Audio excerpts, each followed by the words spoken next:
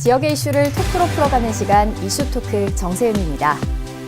자, 오늘은 우리 지역 정읍 고창의 윤준병 국회의원을 모시고 제21대 국회 성과와 또 지역이 풀어가야 될 현안 사업에 관한 이야기를 나눠볼 텐데요. 윤준병 국회의원님 모셨습니다. 네, 안녕하십니까? 반갑습니다. 네. 자, 오늘 그리고 함께 해주실 안병환 기자도 자리 모셨습니다. 반갑습니다. 네, 반갑습니다. 자, 그럼 오늘 본격적인 이야기 좀 시작해 볼 텐데요. 먼저 이제 봄 기운이 정말 완연한 시기가 찾아왔습니다. 굉장히 또 요즘 따뜻한 나날들 보내고 계실 것 같은데요. 어떻게 보내셨는지 근황 여쭤보고 싶습니다. 네, 뭐 코로나19가 이제 종식되면서 사실상 종식되면서 동미의 날, 또 면미의 날, 은미의 날, 뭐 행사도 많아서 뭐 거기에 참석해서 우리 주민들과 호흡을 같이 하고 또 저희들과 관련돼 있는 주민들의 민원들 해결하기 위해서 토방청담도 재개해서 지금 함께하고 있습니다. 그리고 지역 활동도 바쁘고 또 국정 활동은 이제 새로운 정부 들어와서 여러 가지 활동들을 하고 있는데 국민의 기대에 이렇게 썩 맞는 활동이 이루어지지 않는다는 평가들이 있어서 그런 내용들을 좀 바로잡고 올바르게 갈 수 있도록 지적하고 권유하고 뭐 이런 활동을 하느라고 꽤 많이 바쁘게 움직이고 있습니다. 네. 우리 의원님 생각해 보면 이번 21대 국회 첫 발을 내디신 지 벌써 3년이 됐어요. 초선 의원으로서 다양한 활동도 하셨는데 지난 3년을 한번 돌아보면 어떤 소회가 있을까 싶은데요. 선거 과정에서 우리 주민들께 약속한 사항들 이런 내용들을 충실히 이행한 3년이 아니었나 이렇게 생각합니다. 주민들께 약속드렸던 수건과제 해결하는 문제 대부분 수건과제 해결이 됐고요. 예산도 우리 지역 발전에 기여할 수 있도록 많이 따겠다 이렇게 약속을 드렸는데 정부 예산 신장률보다 우리 지역에 온 국부예산 확보율이 3년 내내 높게 확보해서 공약을 이행했다 이렇게 생각합니다. 그리고 주민의 삶에 영향을 미치는 또 농민의 영향을 미치는 여러 가지 입법 활동들 충실해서 우리 민주당에서는 가장 입법 발의를 많이 한 그런 의원으로서 이렇게 자리매김하고 있어서 빠르게 갔지만 그 3년이 나름대로 의미 있는 3년이었다 이렇게 생각하고 있습니다. 네, 잠시 이 3년 동안의 이 소회들을 돌아보셨는데 그렇다면 그 가장 보람 있었던 의정 활동도 있고요. 또 아쉬웠던 아직도 현재 진행 중인 의정 활동도 있을 겁니다. 뭐 이런 이야기들 조금 더 자세히 들어볼까요? 우리 주민들에게 약속드렸던 내용들 이게 실천이 됐다 하는 내용이 총체적으로는 만족스럽고 보람 있었던 게 아닌가 뭐 이런 생각이 들고요. 뭐 우리 정읍 같으면 내장산 국립공원 구역 해제 문제가 20년 동안 말로만 이루어졌는데 제가 당선이 돼서 2년 이내에 그 부분 해결했고 노을대교도 근 20년 동안 말로만 됐는데 작년에 국가 기본계획으로 확정돼서 지금 본격적으로 이제 절차들이 진행되고 있어서 뭐 그런 일련의 내용들이 큰 보람이 있고요. 좀 아쉬움이 있는 부분이라면 양곡관리법과 관련된 내용들 우리 농민들에게 꼭 필요한 과제인데 그 부분이 제대로 마무리를 못 지었다. 정부가 대통령이 제2요구에서 마지막까지 노력했습니다만 완결을 못 지어서 그 부분이 좀 아쉬운 그런 대목이라고 이렇게 평가할 수 있을 것 같습니다. 윤준병 하면 대표적으로 떠오르는 윤준병 표 정책 아니면 정치 활동에 아마 대표 단어 하면 토방청담이 아닌가 싶어요. 그래서 지역의 정읍, 고창 지역구 주민들과 다양한 의견 수렴하고 대화도 하고 특히 지역의 다양한 이슈들을 끄집어내는 장소가 토방청담이 된 것 같은데 최근에도 토방청담을 계속 하고 계시는데 지역에서 주민들 만날 때마다 뭐 하시는 말씀 아니면 어떤 걸 이슈가 중심이 되는지 좀 알고 싶습니다. 아무래도 이제 토방청담하면은 지역의 민원들 특히 주민들이 실생활 속에서 느끼고 있는 지역의 현안 과제들 이런 과제들을 많이 듣는데 보통의 경우에는 이제 우리 시정이나 군정에 해당되는 내용도 많이 말씀하시지만 이제 제가 더 귀담아 듣고 있는 내용은 그 지역의 구조적인 현안들이 있더라고요. 이렇게 토방청담 들어보면 최근에 들었던 내용이 이제 북면에 가서 했더니 북면에 구조적으로 거기에 물 부족 문제가 있는데 제대로 안 된다 뭐 이런 문제.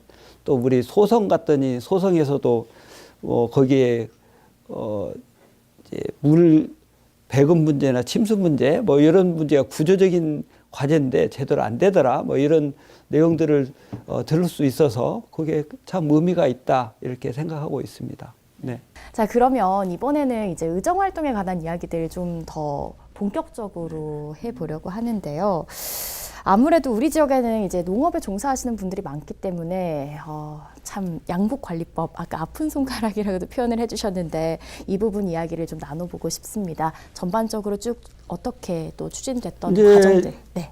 양곡관리법 개정안의 기본 내용은 시장 격리가 이루어지지 않도록 하기 위한 사전 작업을 미리 해라. 그게 이제 생산 조정이라고 해서 논의 타작물 재배 지원이나 뭐 또는 우리 특작물과 관련된 특수작물 직불제 뭐 요 내용들을 도입하도록 해서 우리가 1년에 잉여 초과 생산량이 약 25만 톤, 20만 톤 내입니다. 그걸 생산 조정하려면 4만 헥타르만 조정하면 타작물로 재배하면 잉여 쌀 생산이 없기 때문에 그 내용이 이제 시장의 수급 내용의 자율 기능에 맡겨도 가격이 하락하지 않는 이런 상태가 될 수 있다 이렇게 전제하고 그런 상태에서 운영해라 이렇게 먼저 요구했고 그 내용이 이제 생산 조정으로 근거를 마련한 거고요.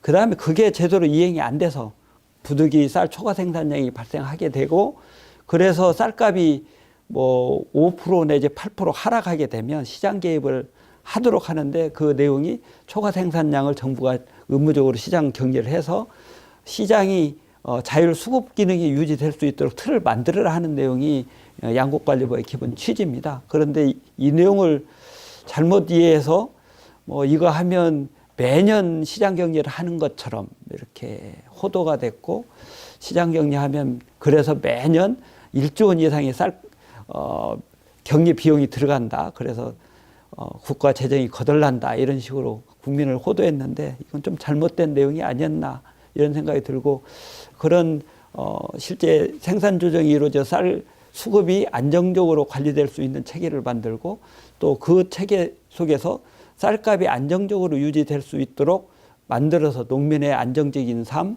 또 농정의 기본 방향의 유지 이런 게 운영될 수 있도록 만들어내는 것이 국가가 해야 될 방향이 아닌가 이렇게 생각하고 있습니다. 사실 양곡관리법의 핵심은 의원님 말씀처럼 쌀 생산 기반을 유지하되 그러니까 논의 생산 면적을 유지하되 쌀값을 유지하고 남는 잉여 부분에 대해서 타 작물이라든지 이걸 통해서 뭐 수입을 대체하든 아니면 뭐 다른 수요를 대체할 수 있는 상황을 만들자 이게 핵심이었잖아요. 사실은 이런 기회가 전 정부에서 문재인 정부 시절에도 충분히 기회도 있었는데 사실 그 의원님께서 활동하시는 민주당에서 집권하고 있을 때 적극적으로 도입했으면 하는 아쉬움도 있습니다. 또 하나는 사실 벼라는 그 쌀이라는 게 생산이 워낙 구조화되고 기계화되고 체계화되다 보니까 쉽게 접근할 수 있다. 그다음에 시장이 어느 정도 안정이 되어 있다. 팔로라든지. 그러기 때문에 대체 작목을 하든 뭘 하든 이 부분을 효과적으로 넘지 못하면 선의로 야 다른 거 해, 콩 심어, 뭐 해, 그 소득 많아라고 하지만 농민들이 받아들이지 못하는 문제가 있다. 이 부분에서 좀 더 치밀하고 적극적으로 좀 대응할 필요가 있지 않았나라는 생각은 좀 들어요. 뭐 문재인 정부 시절에 했더라면 하는 아쉬움이 있다는 지적, 뭐 아프게 받아들여야죠. 다만 조금 이제 해명을 하면 문재인 정부가 들어왔을 때 처음 쌀값이 12만 원 수준이었어요. 그거를 21만 원 수준까지 올렸잖아요. 그러니까 그만큼 올라가 있는 상태에서는 실제 뭐 시장격리 의무제를 도입할 수 있는 그런 요인이 또 시급함이 그렇게 많지 않았고 다만 2022년 이제 정권이 넘어가는 과정 속에 21년부터 2022년까지 이제 경과 과정 속에서 이제 쌀값이 내려갔기 때문에 그 과정 속에서 좀 제대로 챙겼더라면 하는 아쉬움인데 그때는 이제 제도적으로 손볼 수 있는 시기는 아니었고 문재인 정부가 넘어갈 때 쌀값이 19만 4천 원, 8천 원 이 정도 수준이었어요. 그러니까 16만 원까지 내려간 내용은 그 이후에 이제 윤석열 정부 시기에 잡은 거니까 그 부분에 대한 내용들이 그때 했더라면 아쉬움은 있지만 그때는 그렇게 양곡관리법 개정안 특히 시장 격리와 관련된 내용을 무겁게 받아들이고 절실하게 고민해야 될 시점은 아니었다는 내용을 좀 우리 국민들께서 이해해 주셨으면 좋겠다 이런 생각이 들고요. 또 이제 타작물 재배 지원이나 이쪽을 할 때 실제 쌀 생산하는 것보다는 유인이 더 크고 전환할 수 있는 내용을 만들어야 되지 않냐 뭐 이런 말씀이 있고 옳다고 생각해요. 그리고 일시적으로 하는 것이 아니고 장기적으로 제도적으로 해야 되는 거 아닌가 이런 생각도 옳다고 보는데 그래서 이번 양곡관리법에도 실제 생산 조정이 이루어질 수 있는 타작물 재배 지원에 해당되는 근거를 입법적으로 담아서 일시적으로 하고 중단하는 사례가 없도록 하기 위한 노력을 했고 이제 앞으로 논타작물 재배 지원이나 특수작물 직불제 뭐 이런 내용과 관련해서도 쌀 재배보다 타작물로 지원할 때 유인될 수 있는 수준 이거를 해야 실제 유인이 되는 것이니까 그 유인할 수 있는 수준의 지원이 담보돼야 된다. 그리고 그 담보될 수 있는 예산의 수준은 연해 1,500억 내면 된다. 그러면 연해 1,500억 쓰고 1조 원을 아끼면 그게 효율적이지 그걸 제대로 안 해서 1조 원을 쓰도록 방치하는 것은 정부가 직무를 유기한 거 아니겠습니까? 그래서 그런 내용들을 잘 담아서 지금 양곡관리법에 제도 개선을 하고 있다 이렇게 말씀을 드립니다. 자, 양곡관리법 이야기 좀 저희가 자세하게 나눠봤는데요. 현재 또 의원님께서는 농림축산해양수산위원회에서 활동을 하고 계시기 때문에 이 법안 외에도 또 농촌의 발전을 위해서 고민하고 계시는 부분들도 더 많을 것 같다고 생각이 듭니다. 지금 이제 우리 공익직불금 제도 지금 운영하고 있는데 예전에는 공익직불금을 받으려면 2017년에서 2019년 사이에 신청하지 않으면 자격 자체가 부여가 안 됐던 내용들이 있었습니다. 제가 입법 발의해서 그 제도를 개선해 가지고 그 자격 요건과 관련된 요구사항을 폐지해서 금년부터는 2017년에서 2019년 사이에 신청 안 하신 분들도 신청하는 이런 제도 개선을 한 바 있고요. 또 농촌이 도시와 견주어 보면 계획적으로 접근 안 되다 보니까 난개발 뭐 이런 문제가 늘 상존하는 문제여서 이 부분을 개선하기 위해서 농촌 공간의 재구조 및 재생 지원에 관한 법률을 제안해서 통과를 시켰습니다. 그래서 이제 내년 2월부터 시행이 되는데 그렇게 되면 우리 농촌이 도시와 견주어서 경쟁력 있는 공간으로 이렇게 좀 변할 수 있는 계기가 되지 않겠나 이런 생각을 하고 있고요. 또 하나는 우리 농촌에 계신 분들은 도시민들과 비교했을 때 이동권과 관련해서 엄청난 제약이 많아요.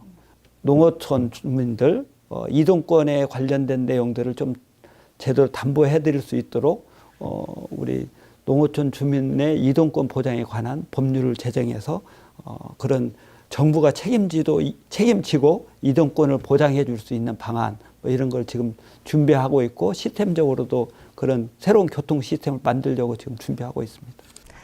네, 우리 농민들의 삶과 밀접한 현안들 좀 살펴봤는데요. 이번에는 지역 현안 이야기 함께 나눠보도록 하겠습니다. 먼저 정읍 지역부터 좀 살펴봐야 될 것 같습니다. 우리 지역 현안 사업 중에서 올해 어느 정도 예산이 확보된 사업에는 어떤 것들이 있는지 이야기를 좀 나눠보고 싶습니다. 네, 올해 예산 이제 작년에 노력해서 예산 확보한 게 우리 신정동에 이제 거점 활동을 하고 있는 내용 중에 하나가 첨단 이제 바이오 산업, 그린 바이오 산업 중에 우리 거점 중에 하나가 미생물 분야잖아요. 농축산용 미생물 산업 육성 지원센터에서 이제 여러 가지 활동을 하고 있는데 거기에 소위 공장 기능을 할 수 있는 입체적인 공유 인프라 사업 이번에 확보해서 200억 사업 저희들이 확보했고요. 또 우리 지역에 이제 산업적으로 하나 우리가 성장시키려고 하고 있는 산업이 이제 제약산업이 있습니다. 그 제약산업의 기초가 되는 인력 양성을 할 수 있는 그런 구조를 우리 정읍에 이제 우리 전북대 지금 캠퍼스가 이제 작년에 오픈을 했는데 실제 개교를 했는데 거기에서 그 내용도 함께 좀 하려고 하고 있는데 그게 제약산업 미래인력 양성센터입니다. 이게 이제 25년에 실제 오픈이 되는데 그렇게 되면 거기서 연에 한 2,000에서 3,000명이 교육을 받고 생활하게 되니까 많은 지역 경제에 보탬이 되지 않을까 이런 생각이 들고 또 농촌이니까 뭐 우리 소성에 관련된 애당지구 농촌 용수 이용체계 재편 사업 또 뭐 백운 평령지구 배수 사업 또 신화지구 수리 개선 사업 뭐 이런 내용들 했고요. 또 이제 금년 진행되고 있는 내용 중에 우리 그 첨단 과학 캠퍼스에 첨단 바이오 제약학과 신설하는 문제가 지금 검토 중에 있습니다. 그게 신설되면 정원 40명인데 그게 꽤 지역에 기여할 걸로 이렇게 기대를 하고 있습니다. 의원님, 정읍 지역에 대해서 많은 신규 사업들 말씀해 주셨는데 이러한 사업들이 잘 되기 위해서는 지자체장과의 밀접한 소통도 필요하잖아요. 네네. 고창하면 심덕석 군수님이 아마 관광 분야에도 또 관심이 많으신 것 같아요. 네. 뭐 이 관련해서 고창군에서도 새로운 사업들 어떤 게 있을까 싶은데요. 고창에서 우리 심덕석 군수님 오셔서 우리 터미널을 중심으로 한 도시재생 혁신지구 국가 시범사업 확정해서 지금 진행되고 있고 또 뭐 90호 국가의왕 준설 투기장 이것도 이제 그것도 한 근 300억짜리인데 이것도 정리했고 서해안 뭐 관광도로 조성 사업, 국민 안심 해안 사업 뭐 이런 내용들 이렇게 정리했고요. 또 우리 이제 경찰들 좀 사기 진작할 수 있는 내용이 이제 외지에서 오니까 여기 와서 관사가 있었으면 좋겠다는 희망이 있었습니다. 우리 정읍 경찰서에 먼저 직원 관사 확보했고 작년에는 우리 고창에 경찰서에 관사를 확보해서 우리 정읍과 고창에 근무하시는 경찰관들 사기가 좀 높아졌을 것으로 이렇게 기대를 합니다.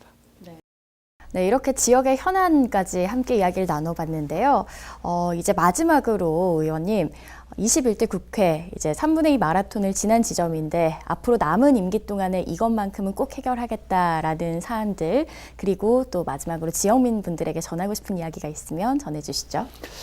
네, 말씀드린 것처럼 양곡관리법은 이미 우리 주민들이 수건 과제여서 해결하려고 했는데 아직 마무리를 못 지었기 때문에 양곡관리법 개정안을 통해서 이룩하고자 했던 쌀값의 가격 안정 그리고 그를 비롯한 농산물, 수산물의 가격 안정 이 부분을 제도적으로 뒷받침하는 거 이거는 마무리를 지어야 되겠다 이런 생각을 하고 있습니다. 그리고 이제 지역 현안이긴 한데 우리 고창민들 특히 영광 원전 때문에 피해의식을 갖고 있는데 지방세법을 개정해서 지역 자원 시설세가 우리 고창군에도 이렇게 징수되고 배분될 수 있는 체계를 만드는 것도 남은 기간 동안에 좀 해야 될 과제다 이렇게 생각하고 있습니다. 이제 여러 가지 그동안 3년 동안 뭐 의정 활동을 해왔습니다만 이런 의정 활동이 우리 지역 발전, 정읍과 고창 발전 아마 씨앗이 되었을 거라고 생각합니다. 수건 과제들을 해결하고 또 지역 현안과 관련된 예산들을 확보해서 싹을 틔우고 있으니까 그 부분도 싹을 잘 틔워서 우리 지역 발전에 또 새로운 변화에 기여할 수 있는 토대를 만들어내는 것 이게 제가 해야 될 과제라고 생각하고요. 우리 정읍 시민들, 우리 고창 군민 여러분들께서 함께 우리 새로운 변화 또 미래에 설레는 정읍과 고창, 고창과 정읍을 만드는데 함께 해주셨으면 좋겠다 이렇게 부탁을 드리고 싶습니다. 자, 오늘 이슈토크 윤준병 국회의원과 함께 이야기 나눠봤습니다. 이렇게 긴 이야기의 끝에는 우리 지역의 발전을 위한 고민이 있는 것 같습니다. 늘 언제나 긴밀한 소통을 바탕으로 우리 지역민을 위한 그리고 지역민의 삶을 바꾸는 의정활동들 계속해서 이어나가 주시길 부탁드리겠습니다. 오늘 이슈토크는 여기서 마치겠습니다. 함께해 주신 여러분 고맙습니다.